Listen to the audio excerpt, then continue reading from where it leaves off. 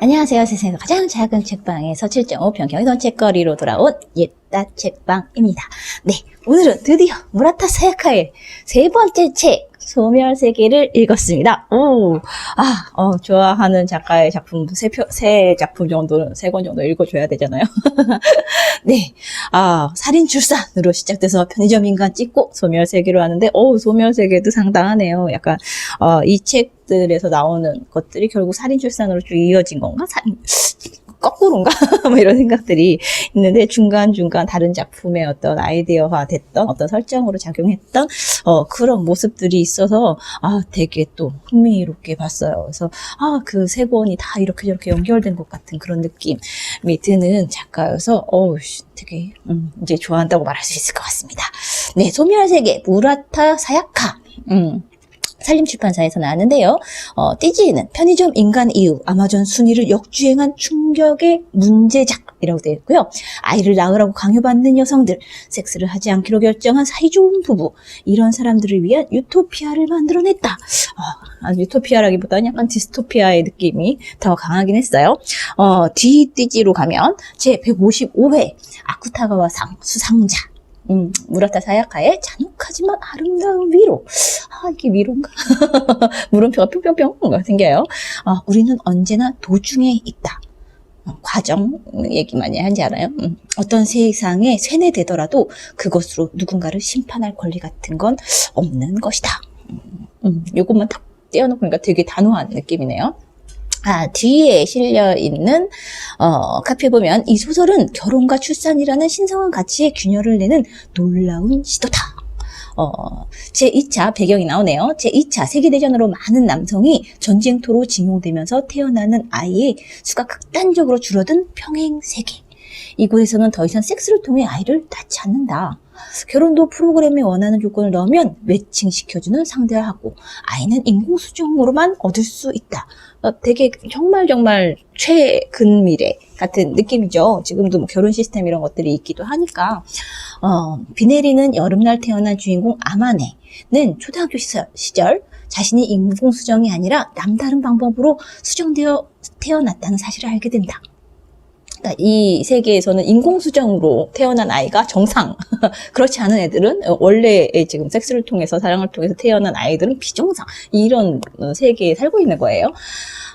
그 뒤로 왜 엄마는 교미라는 표현을 써요?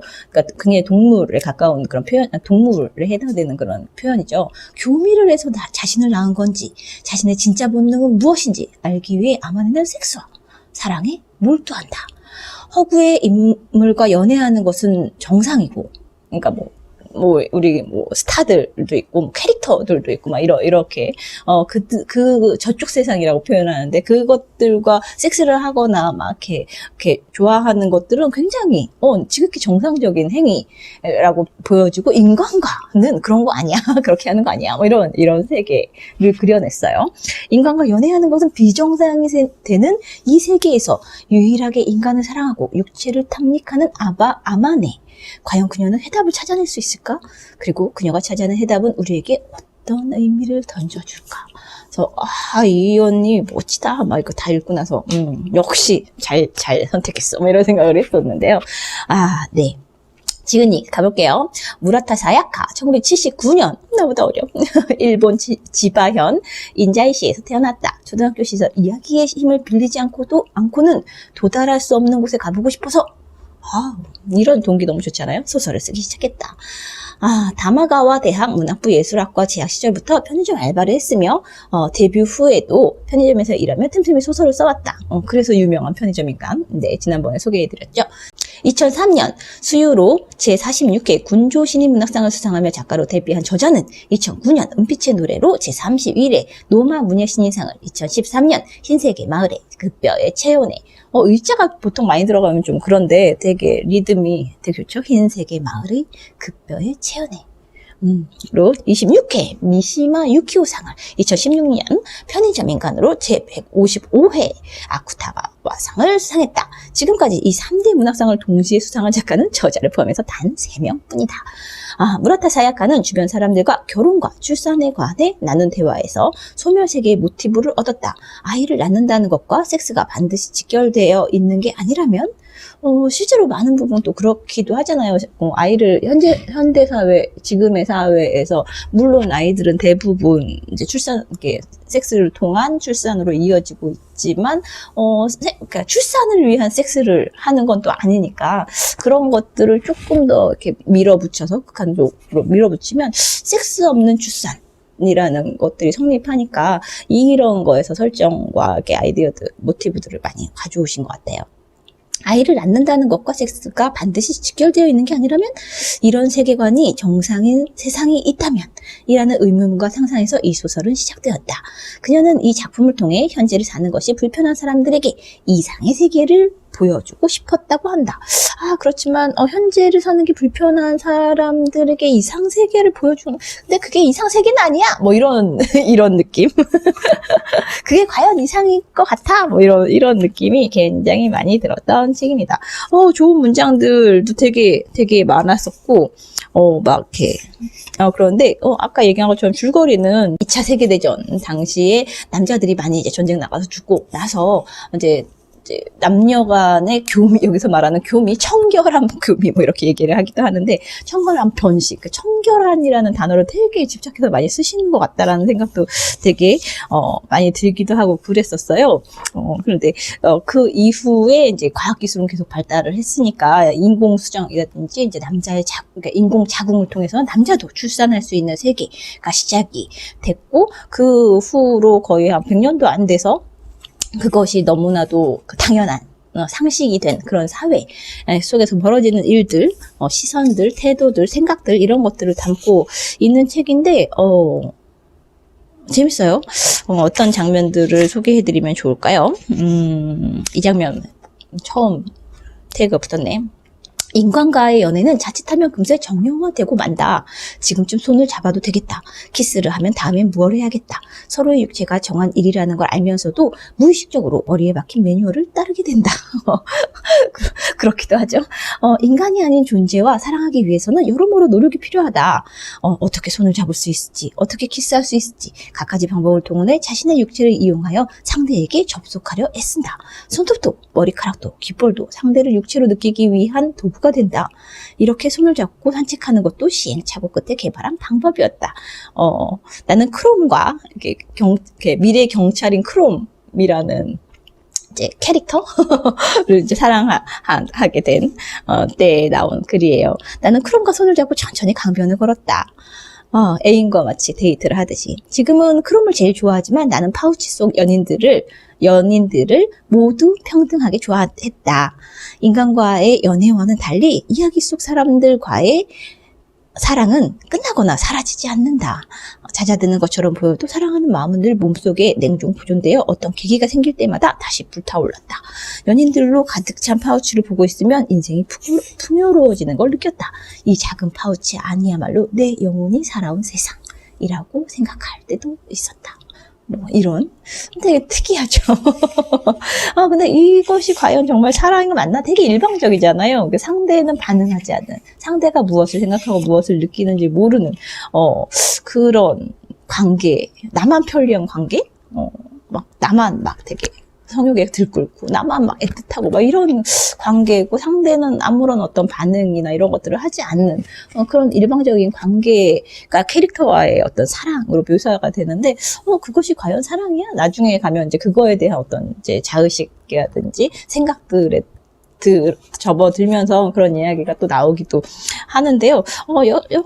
되게 다양한 사랑의 어떤 형태들에 대한, 여기서는 아주 이제 극한으로 밀어붙여서 캐릭터와의 사랑, 이런 것까지 갔지만, 그것이 과연이라는 생각을 여전히 많이 하고 있어요. 그리고, 이 시대에 대한 이제 결혼과 아이에 관한, 출산에 관한 이야기에 대한 작가의 생각을 이제 눈여겨볼 수 있는 이게 대목도 있어요. 요즘 시대의 결혼은 아이를 갖고 싶거나 경제적 동반자가 필요하다거나 일에 집중하고 싶으니 집안일을 해줄 사람이 필요하다거나 하는 합리적인 이유로 결정한 사람이 대다수였다.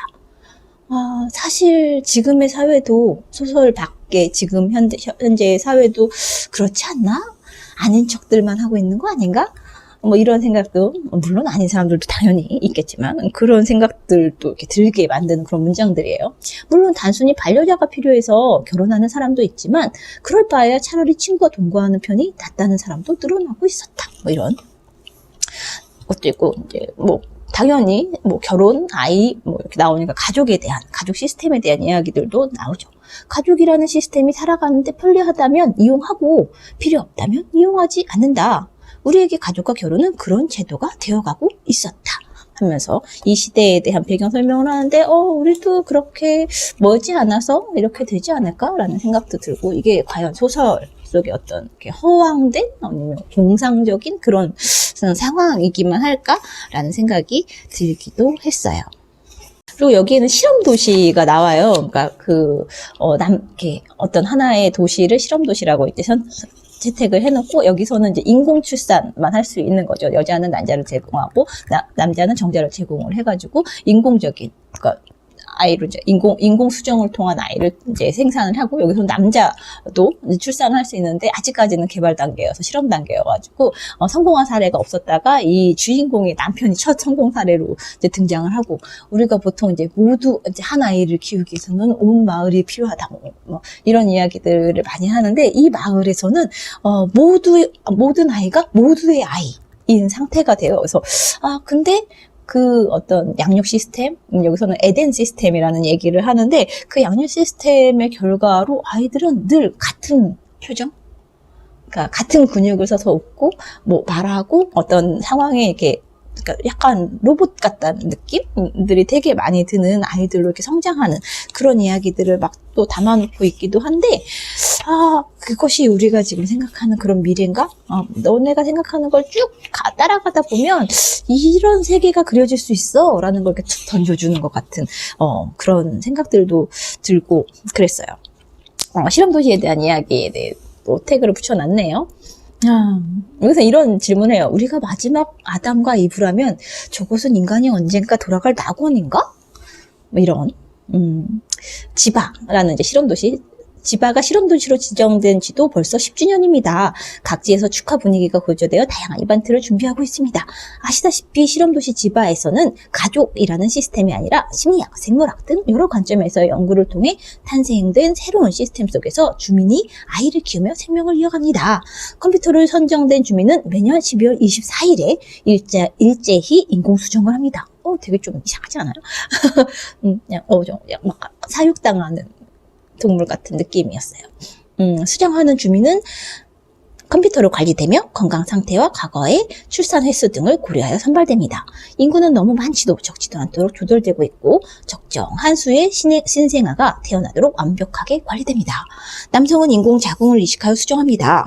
올해도 남성 인공자궁 이식사 중에 임신 성공자는 나오지 않았습니다만 500명이 착상 단계까지 성공하였고, 그중 4명이 몇 개월 동안 자궁 안에서 아이를 키우는데 성공했습니다. 어쩌면 내년에는 남성의 출산이 가능해질지도 모른다는 기대감이 높아지고 있습니다.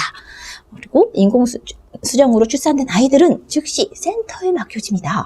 아이들은 15살이 될 때까지 센터에서 제공하는 의식주를 받으며 15살이 되어서 수정할 수 있는 나이가 되면 성인으로 간주되어 있기에 센터를 나가야 합니다.